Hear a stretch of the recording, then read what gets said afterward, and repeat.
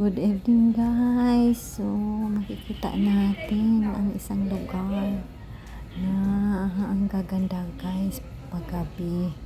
Nagpapahangin lang po kami dito guys kasi ang init sa panahon dito, kahit hindi masyadong maganda ang panahon dahil sa bagyo, pero makikita pa din natin ang moon. Yan, nag-reflect sa tubig ang kinang ng buwan guys. Yun, dito lang po kami na masyal, nagpapahangin lang po, nagpa-relax lang po sa isang lugar na to guys.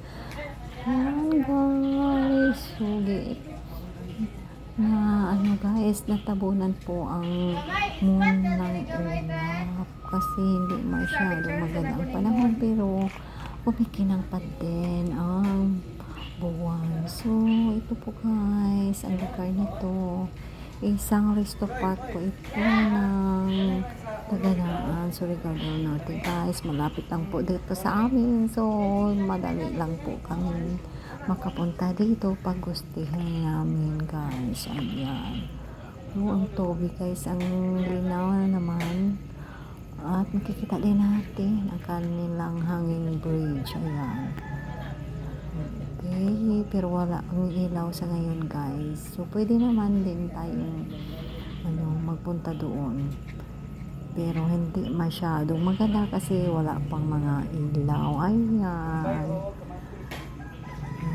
makikita natin ang kinang ng buwan sa tubig.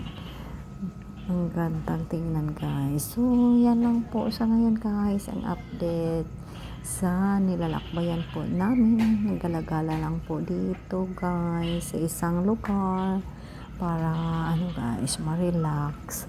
Okay guys, yan lang po ang makikita nyo sa ngayon. Thank you, God bless.